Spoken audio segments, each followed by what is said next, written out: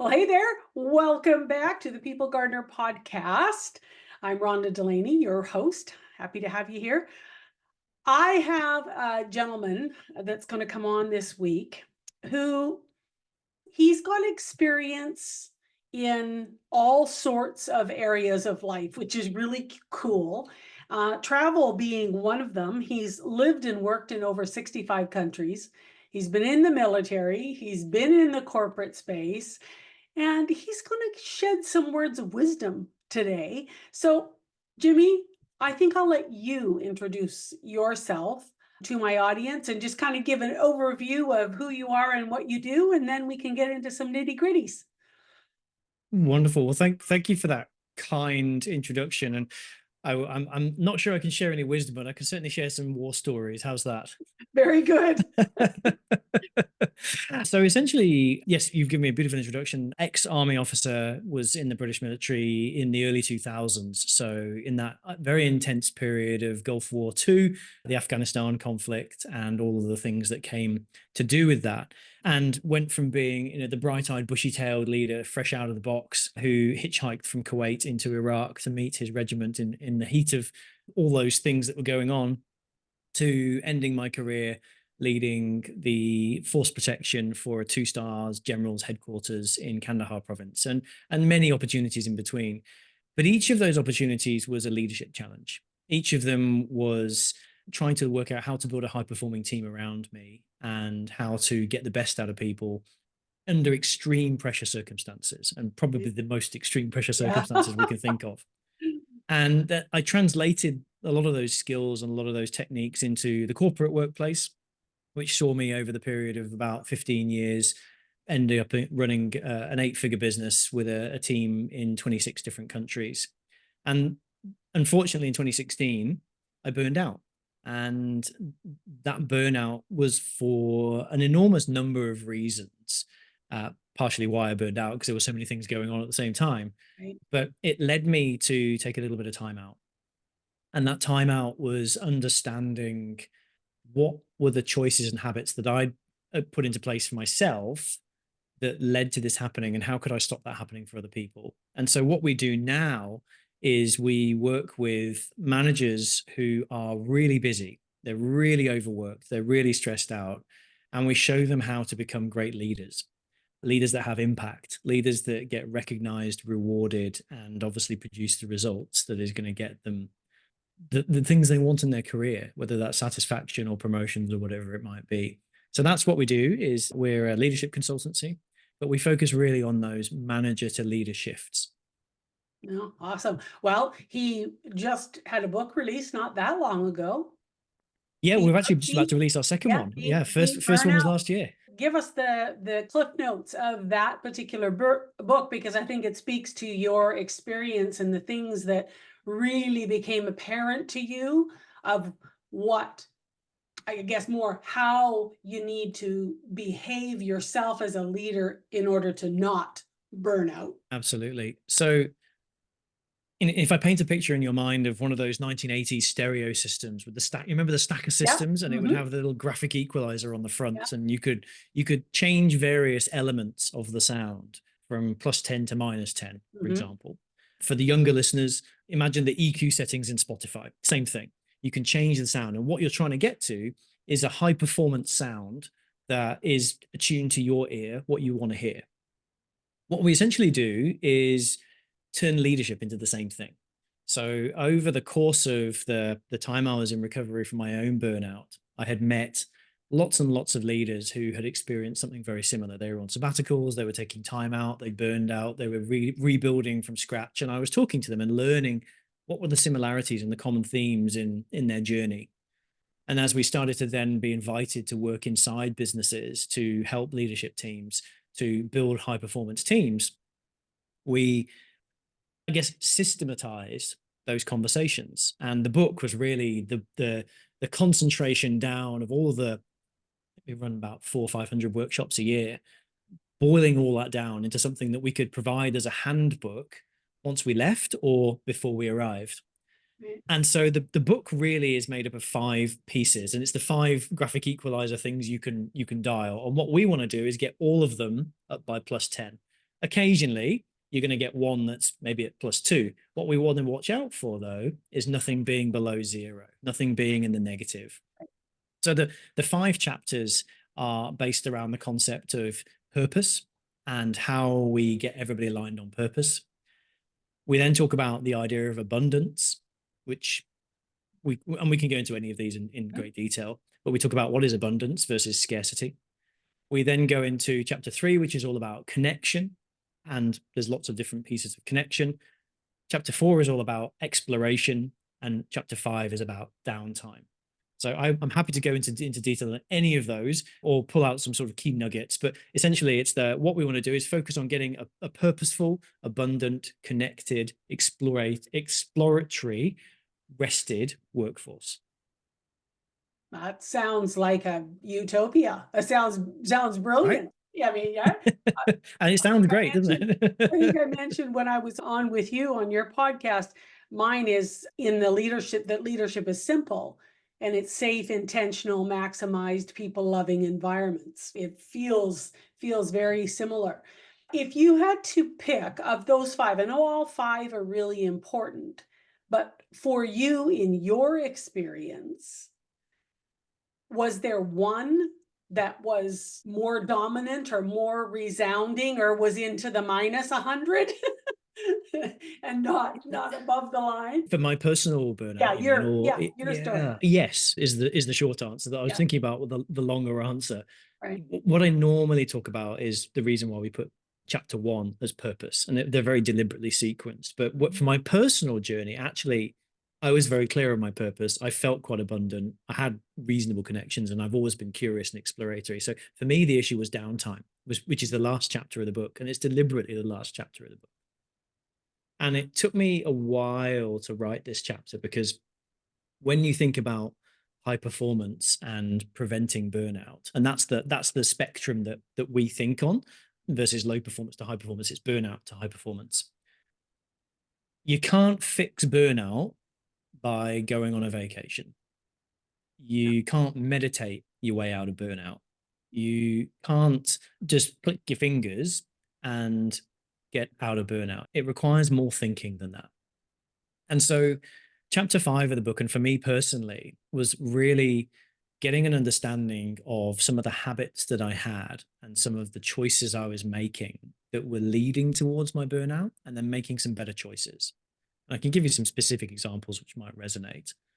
Yeah, I think that would be great because one of the challenges of small business owners is them wearing all the hats and then feeling 100%. like they can't go anywhere. They've got to be on all the time. They have to be available all the time. And so that creates its own challenge as far as burnout is concerned. So yeah, I think it'd be great to have some specifics. Amazing. So let's use your example. Small business owners who feel like they have to wear all the hats because they're a small business owner. Yeah. So let's do some. Have you got a calculator in front of you, Rhonda? Just let me open my phone. All Okay. righty. Yep, go ahead.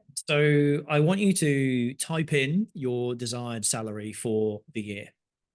Okay. Okay, and divide that by 2048. Okay. And that's going to give you a number, right? Right. Okay, cool. So if we take, just so because I don't want to share your financial details Oh on the no, internet that's fine. I with the don't whole mind. I just put a number in there. Okay, have you got an okay? So what's the number you've got divided by The 2048? the number is 48.83. Cool. So let's say $50, just Yeah. for round Mhm. number thinking. Yeah. So when you are an entrepreneur, when you're a small business owner, your value is $50 an hour. That's the value you need to get the salary you want. Right. But how many of us as small business owners are doing the $5 an hour tasks and the $10 an hour tasks? You know, we're answering the chat and we're updating our website. We're doing all of our social media and we're spending time, you know, clearing up the warehouse and we're cleaning at the end of the day. And there's so, I mean, depending on your business, depending on Yeah. your context, we all do these $5 an hour, $15 an hour tasks. Mhm. And you shouldn't be. What you should be doing is focusing your energy on making $50 an hour. Because Right. when you're making $50 an hour, you can pay somebody $15 an hour to do something. Mhm. And they might not be in your home country, they might be overseas somewhere, But there's some incredibly talented people who are available to support small business owners. You just got to know how to find them. And that gives you downtime because you get some time back to think about what is the next thing I should be doing to earn $50 an hour, not, oh my God, I've got to go and sweep the floor or clean the warehouse up or whatever it is that I need to do.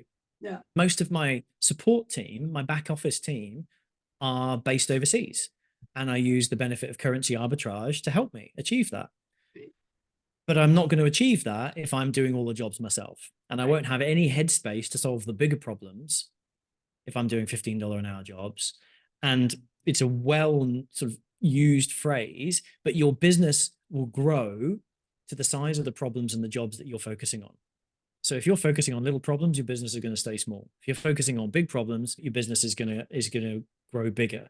And when I say big or small problems, I don't mean it feels big to me. It's a high value or a low value problem. Yeah. Yeah. The revenue is not where you want it to be, and you're feeling like I don't have the money to hire somebody to do something. But if you would just do that, then you would have the focus of being able to make the money, to generate the revenue, to get the sale, so that you do have Right. money to pay the people. I mean, I've been in that hamster wheel myself. I don't know, a self-fulfilling prophecy. You're saying to yourself, well, I don't have the revenue. Well, I can't get the revenue. Then you say you can't get the revenue, then you don't get the revenue, and And you you're won't get the stuck revenue. No, in. exactly that. And what we're not saying, I'm sure here, Rhonda, is no, just stick it on the credit card and hire somebody and hope. That's not what we're saying. No, But there are no. ways, right? I remember my first ever hire back in the day in my business was an intern, Mhm. and I couldn't afford to pay her.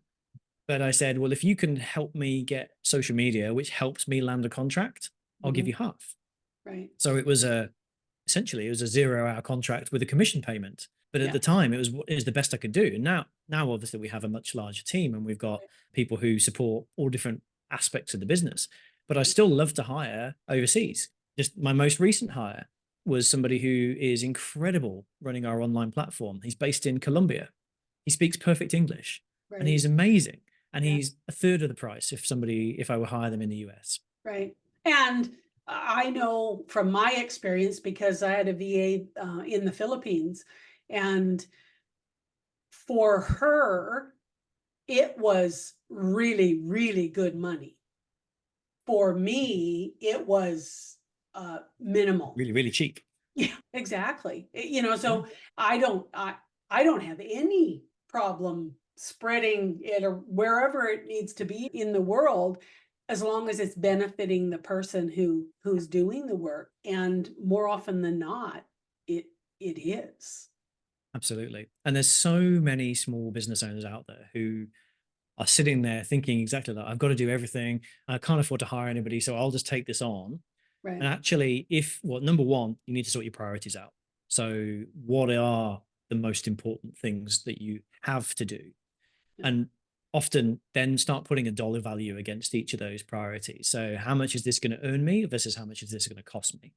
So, if I solve this problem, that's going to potentially earn me this much money. If I solve this problem, I don't earn any money. Okay, so that's a lower priority problem.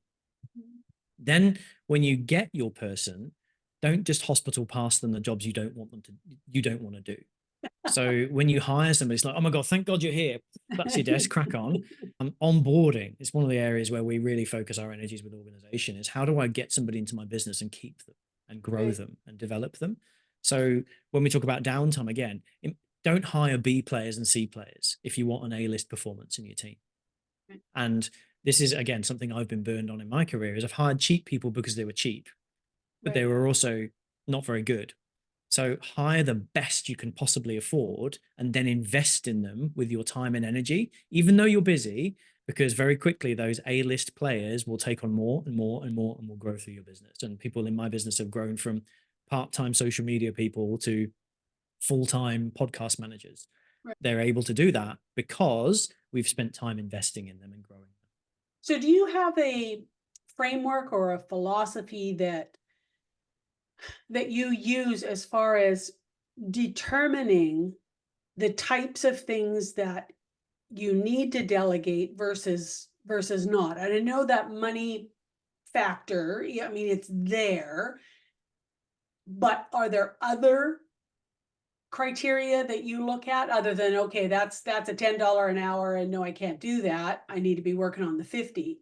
Did it all 100%. start with the money thing and then Well, so I look at it two things. For me, I have a zone of magic, a zone of genius. My zone of genius is leadership development, running workshops, running podcasts, running seminars, and that's where I'm at my best. My second zone of genius is strategic thinking and creativity. So that is useful for running my business, but it's also useful for helping other people run their businesses. I'm not a tax accountant. I'm not a video editor. I'm not a social media strategist. I'm not a social media manager. I'm definitely not a designer. I wasn't allowed to do art at school because I would bring the average down. So they're not my zone of genius. And I can also hire somebody for significantly less than my hourly rate to do that job.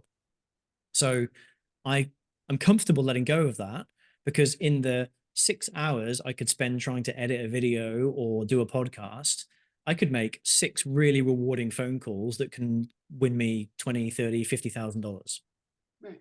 So my time is spent better in my zone of genius than it is doing something that's not my zone of genius, and I can get somebody cheaply to do it. I really like this train of thought. It's a business leadership that we're talking here. How does someone sit down and look at all the things they're doing and objectively assign an hourly value to those? Yeah, that's a Are great they question. are they having to kind of go out and look to see what the going rate is for something? Or yeah, I'll let you expand on that.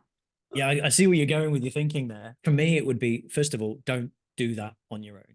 Don't think alone. Even if you're a one-man band, don't do it alone. Yeah. There are plenty of masterminds, coaching groups, networking groups, even online research, online Facebook groups, LinkedIn groups, wherever you need to Mm, go to join up with a group of like-minded people. So find a small to medium business managers Facebook group and join that and ask some questions and get some value from people. You'll not only expand your network and you may win some work out of it, but right. equally, you're going to get some second opinions because we all have a tendency to bias to the things that we want to do or don't want to do in terms of our attribution of value. So I would definitely start there. Equally, know your zone of genius. You know, we all hopefully ended up in a career for a reason because we liked that thing or it was we're naturally good at it or it's a strength or a preference of ours, and depending on which psychometric profiling model or tool you want to use, whichever plus value you want to assign. Yeah. So know what that is and know what it also isn't, and Yeah. then try and find things that it isn't that you can outsource. And there are so many ways of doing it, and you can do it at super low cost now. Our team's been playing with AI tools for the last Right. couple of months, AI chatbots, AI video editors, AI podcast editing, AI graphic generation for our brochures and our course manuals. Mhm. There's all sorts of things you could do. And these are like $20 a month. You know, I know that for some people, $20 a month is an awful lot of money. You know, it's maybe the only spare money they have, but choose one and Right. prioritize, fix one thing first. And what we see over time is often, again, these small business leaders is they're trying to spin 50 plates.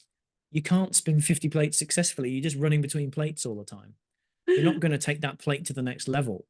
So choose one thing to fix that, then move on to the next one. And it might take you 2 or 3 years of grind. That's okay. That's still progress because Right. your job as a business leader or business manager is to build the machine that works so you can think about the next thing, not to be the victim who's the one running around pressing all the buttons and catching all the pieces and mending everything at the same time. Yeah. Oh, yeah, it is a significant mental transition to get yourself to the place where it's like, okay, I can't wear all these hats and I need to let go of some things. I need help.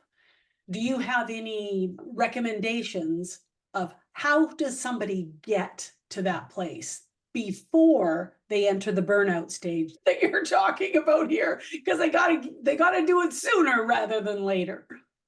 100%. Let's go there.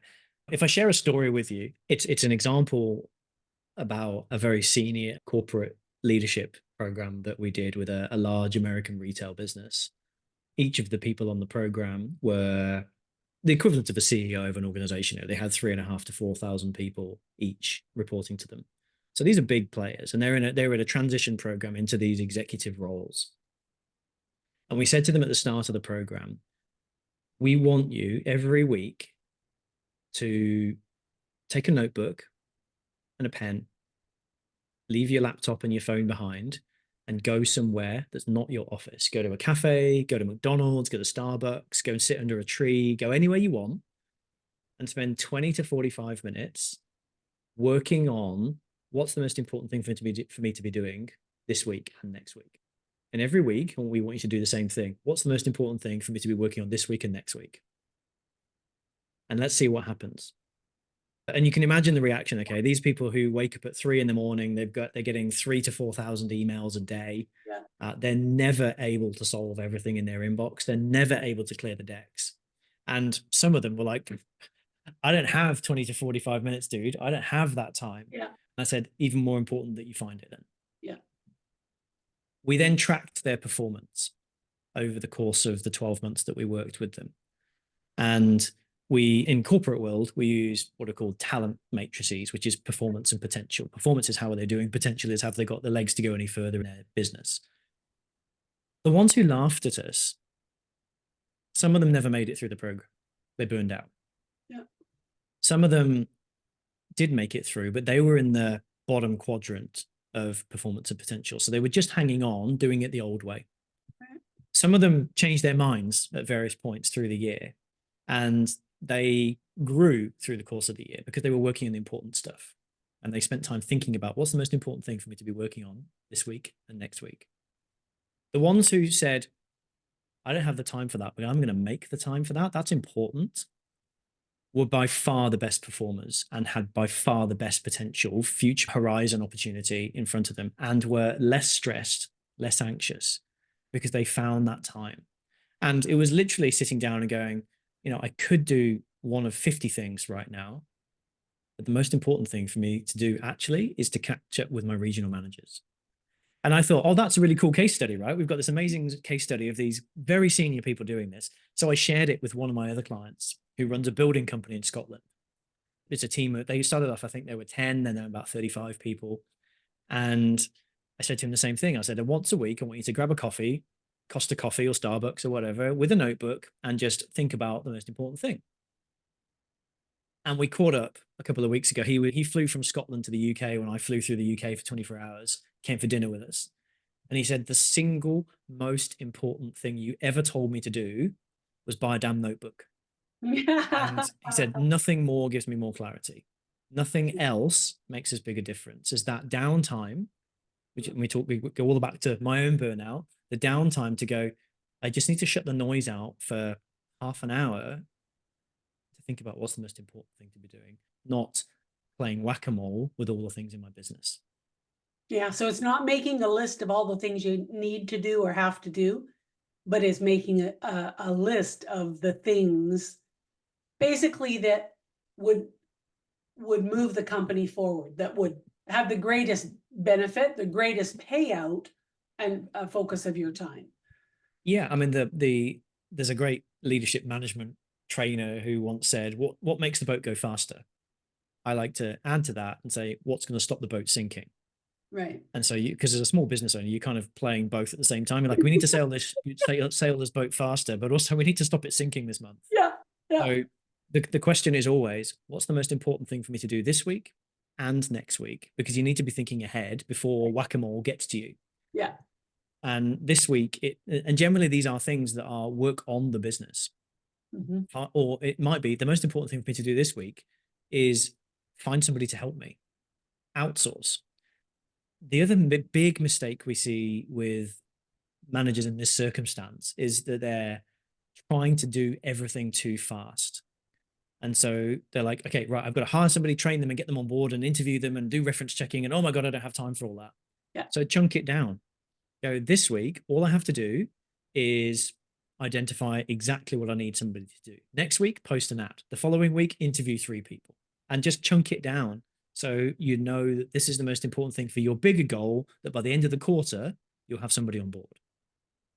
I am so guilty of the gotta get it, gotta get it, gotta get it type of action, I guess is the word. Action mindset. Yeah. Yeah, and it just I'm a tasker, but my problem is it's the satisfaction of ticking it off, not that the thing was done necessarily well or correct, or I mean, yes, I'm not gonna make it miserable or awful, but still, if I had given myself more time to just sit with it, it could have been better. And that's And the transition from management to leadership, yeah, right? so it Managers just try to get everything done. yeah, Managers tick things off lists. yeah, Leaders sit there and go, where is my energy best spent to make the biggest difference? yeah. Not how many things can I do, it's which is the most important thing. Thing. Yeah, yeah. There is no status, I guess I would say, in a big list, in a long list. And you're not going to do all of them anyway. And if you do them all, by tomorrow morning, there'll be more. Yeah, And what you'll spend all of your energy and soul doing, this is why people burn out. People who burn out are generally highly motivated, highly engaged, highly passionate people who really care. yeah. And they keep giving and giving and giving. Whereas Mhm. actually, if you say, where is my energy best spent? It's these three things today. And by tomorrow, there'll be some other things that are going to be more important than those other 10 things that I've got on my list. So they can just wait again. They can just wait again. And don't make the mistake of just because they're not urgent, meaning they're not important. That's a very big mistake we can all make as Mhm. well, is to thinking about what's urgent and important that I need to get done. But your goal is to almost create a bow wave of space in front of you as you're sailing your ship faster. Right. So you've got time to think as things are coming towards you. You know, it's almost like when you're looking out the front of your car when you're driving, things approach from a distance. If you're the kid in the back looking out the side window, everything's going Yeah. and it's going much faster, right? So you want to be looking out the front and seeing what's coming so you can plan ahead. Yeah.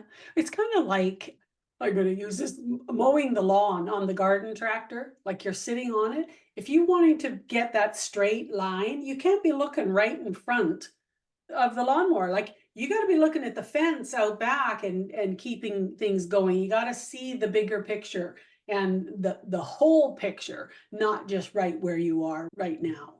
So Such a yeah, great analogy. It's such yeah, a great analogy. And I don't know yeah. if you've watched Clarkson's Farm on Prime, but No. one of the things he did was exactly the same. He set little reflective strips Oh, tracked a distance yeah. apart for his mower.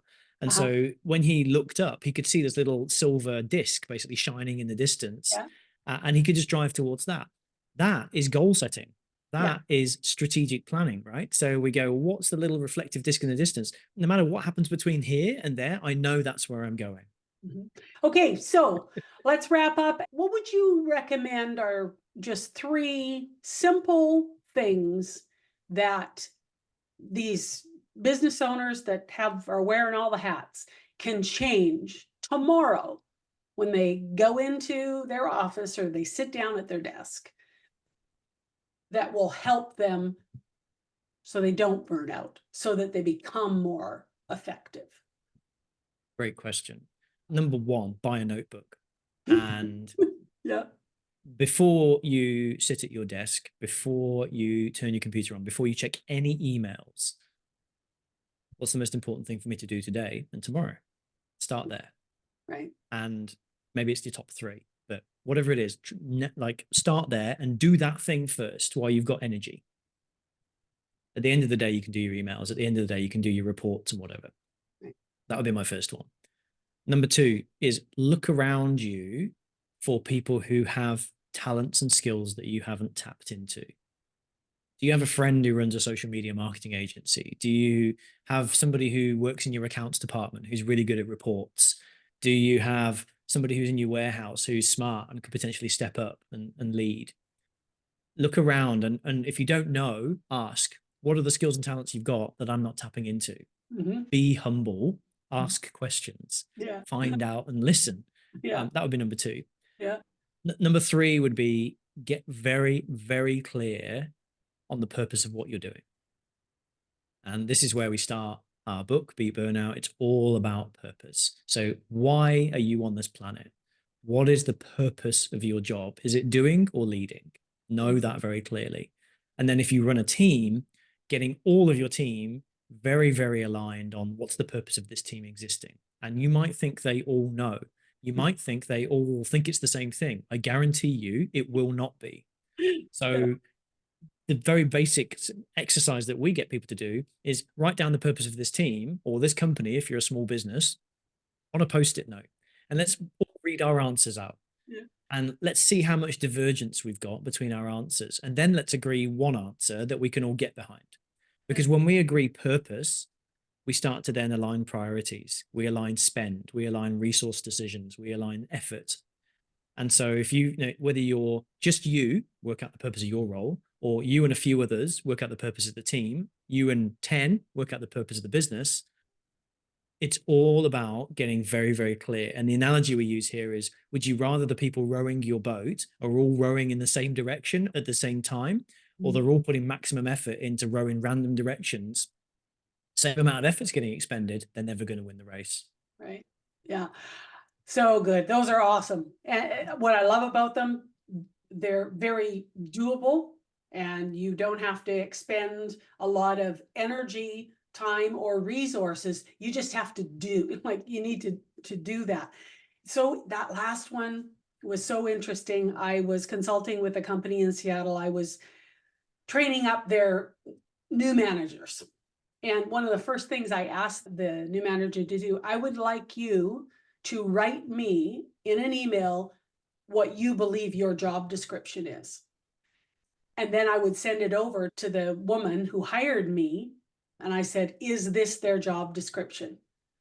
And there were tweaks. There was like, oh, no, they're not responsible for it. But again, it's getting clarity on, okay, so why am I here? And what is it that I'm trying to accomplish? Well, thank 100%. I you literally just so recorded a much. podcast episode on exactly that topic. Is know your job description before Yeah, you start meddling in other yeah, people's jobs. yeah, seriously. Because, well, we all have definitions for words. We make assumptions, right? It's part of who we are, and we think that that's what they want, but it's not. So it's a bit of a challenge. So where can people find you?